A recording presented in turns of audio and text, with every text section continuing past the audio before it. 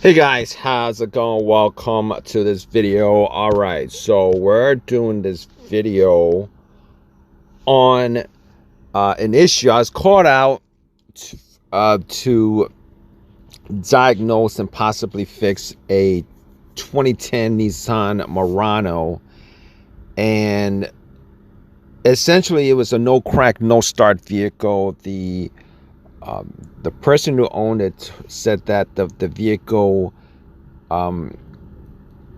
just had these issues like within the last week, and it was driving fine before that. But to be honest with you, I had my doubts on it because the vehicle had no registration. I don't think it had plates on it, and B, inside was an absolute mess. Now, my personal thought after spending some time trying to fix the vehicle, trying to get it started, trying to figure out what the problem was that the vehicle was probably an auction vehicle that he picked up from a police auction, had it towed, and he was essentially trying to get it started, to get it running. Probably kind of like he bought a vehicle for cheap, and he was hoping maybe he could fix it for cheap to use, because as you guys can see, this was what I came across. This is what I came across. First thing, all right, he did have somebody go out to try to fix it. They could not fix it, and he said that the person who tried to fix it told him that it might be a computer issue, an ECM issue. He wanted me to go out there to try to reprogram the ECU or ECM. So I told him that, I probably couldn't do it. I do have Nissan's proprietary software. I got it from, I think I have Nissan's proprietary software. Yeah, I do have it, but I never actually installed it. I don't think that software will actually be able to program the ECU on the vehicles. I'm not quite sure. But in any case, I checked out a couple of things. Went first round checking out the fuses. Now, this vehicle wasn't the easiest thing to do to diagnose, because he said he put in a new battery. The battery was like completely dead.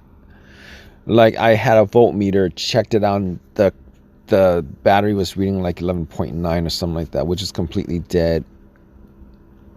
And essentially I had to hook up cables from my car to his battery terminals, because it was basically you'd have to get power just to figure out what's causing it. In any case, check the fuses under the hood, check the fuses under the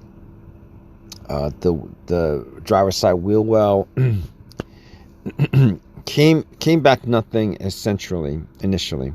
All right, as you guys can see, I plugged in an OBD2 scanner. Now, the main problem was that there was no communication. You guys can read that there was no communication. Now, depending on which, I had my own OBD2 scanner. I had two of them that I used, and the guy had an OBD2 scanner also.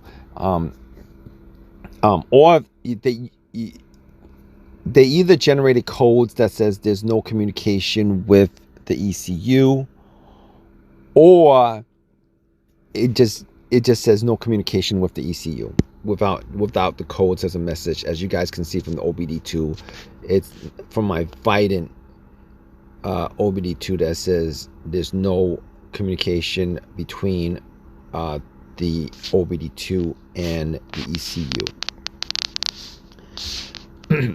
Originally, I also swapped out the starter relay. Still got nothing. In this case, the guy also swapped out the little key module where you put the key in. He swapped that out. The brake switch was also checked out. It wasn't the brake switch because the brake lights came on when you would press the brakes. There was also a security light up front that kept on flashing in this situation. All the lights actually worked. The blower motor worked, so there was electricity going through the system. Accessories, some of the rest accessories were working. Couldn't figure out whether the rest of the accessories were working, but some of the accessories were working. But there was like initially no communication between the car itself and OBD2 scanner. So I spent about I spent about an hour just going through a couple of things, trying to start it over and over and over again. Initially thought it was a starter, but the guy had the starter swapped out. The guy who actually worked on the mechanic who worked on his car had the starter swapped out for a used starter he got from eBay. All right. So essentially, I couldn't rule out that the starter was or wasn't the problem. I couldn't rule out that the used starter that was popped in was either a bad starter or not. But in this situation, I was going over a couple of things, and I decided to go back and recheck. I went back to recheck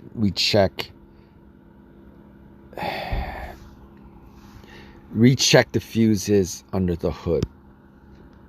And if you guys are in this situation, you guys might want to recheck the fuses under the hood, because it turned out to be a fuse under the hood.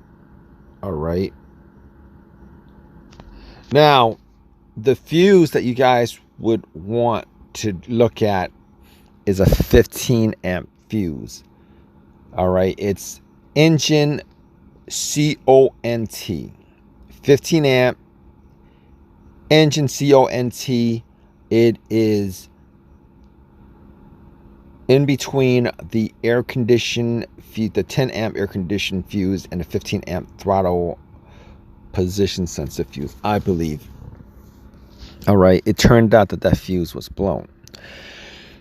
Once that fuse was swapped out, the no communication with the ECU, that fixed that problem. That problem was fixed.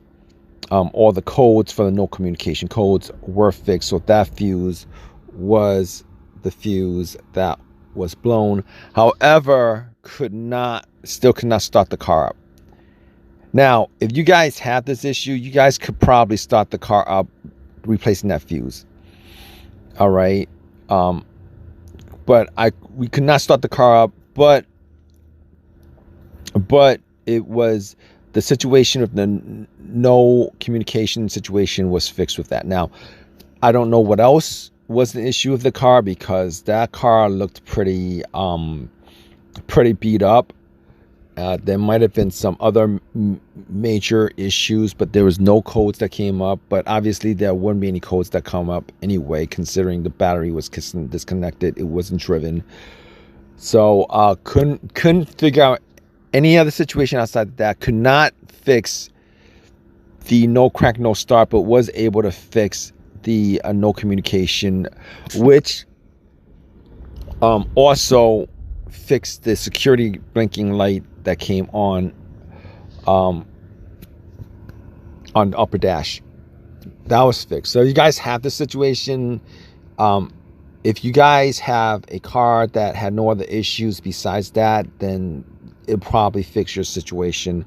However, in this situation, the car was pretty beat up. I'm pretty sure the car was an auction car that the guy bought from a police auction or whatever, and he tried to fix it, and If you guys don't know anything about these cars, they are, well, you know, me asking him questions about the vehicle, the history of the vehicle, the current history of the vehicle, etc., etc. He's making stuff up, right? He doesn't know what the history of the vehicle is, and it essentially went nowhere. Essentially, I thought it may have been the starter that was the problem, but it turned out it wasn't the starter that was the problem. He still couldn't get it to start up. So there was something else that was the issue.